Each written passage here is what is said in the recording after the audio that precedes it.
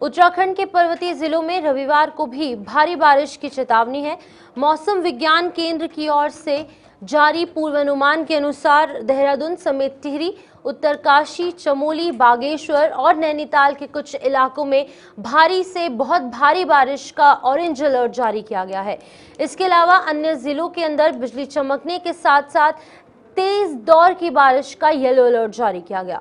25 अगस्त को भी पर्वतीय जिलों में भारी बारिश का ऑरेंज अलर्ट है, जबकि 27 अगस्त तक प्रदेश भर में तेज दौर की बारिश होने की संभावना है।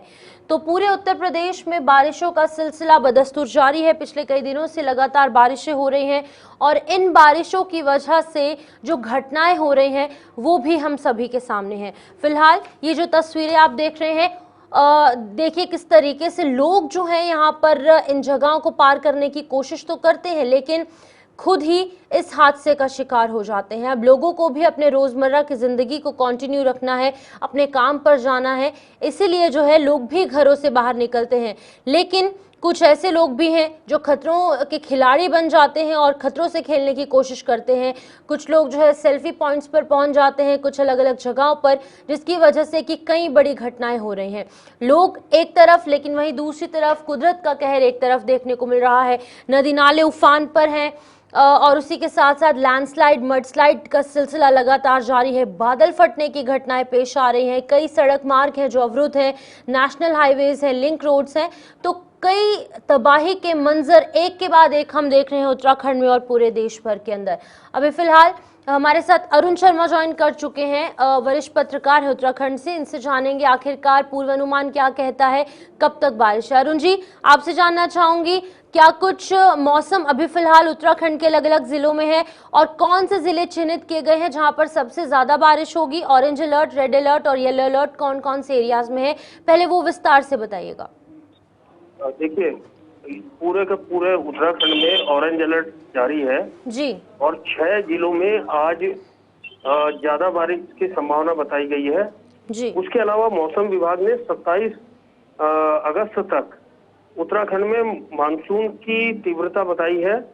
तो ये स्थिति है और इस मानसून की वजह से जगह जगह लैंडस्लाइड हो रखी है, रोड बंद है और 2 घटनाएं तो आपके सामने ही है जहां बादल फटे हैं, पहले धराली में और अब थराली में। 5 अगस्त को धराली में जो स्थिति आई थी और अब परसों जो रात को थराली के अंदर जो बादल फटा है।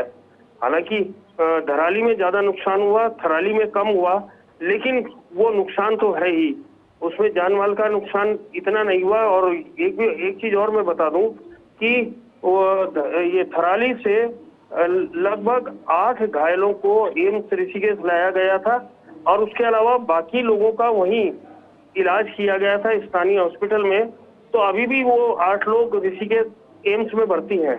जी बिल्कुल, लेकिन अरुण, आपसे ये भी जानना चाहूंगी कि जिस तरीके से हम देख रहे हैं कि तबाही का मंजर, चाहे वो पर्वतीय इलाके हों या फिर वो मैदानी इलाके हों, लैंडस्लाइड, मडस्लाइड का सिलसिला देखने को मिल रहा है। वहीं पर अगर हम देखिए, मैंने आपको पहले ही बताया कि अभी मौसम विभाग ने 27 अगस्त तक अलर्ट जारी कर रखा है उत्तराखंड के लिए और लगातार बारिश हो रही है पहाड़ में। और उसकी वजह से क्या होता है कि जब पहाड़ में बारिश ज्यादा होती है तो मैदानी क्षेत्रों में पानी का दबाव, जो नदियां हैं, चाहे वो बरसाती नदियां हो या रेगुलर जो नदियां हैं, गंगा है, यमुना है, टोंस है, पिंडर है, इनमें जल स्तर बढ़ जाता है।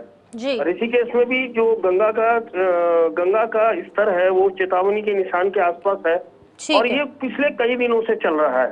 तो ये स्थिति अभी 27 तक रहने वाली है।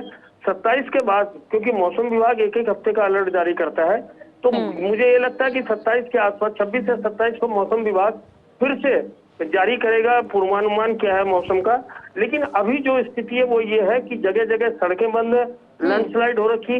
अब आप ये लगाइए कि गंगोत्री मार्ग बंद है, यमुनोत्री मार्ग बंद है, केदारनाथ में जगह जगह बार बार लैंडस्लाइड हो रही है उस रास्ते में, तो वो भी कभी खुल रहा है कभी बंद है। और यही स्थिति कमोबेश बदरीनाथ की है।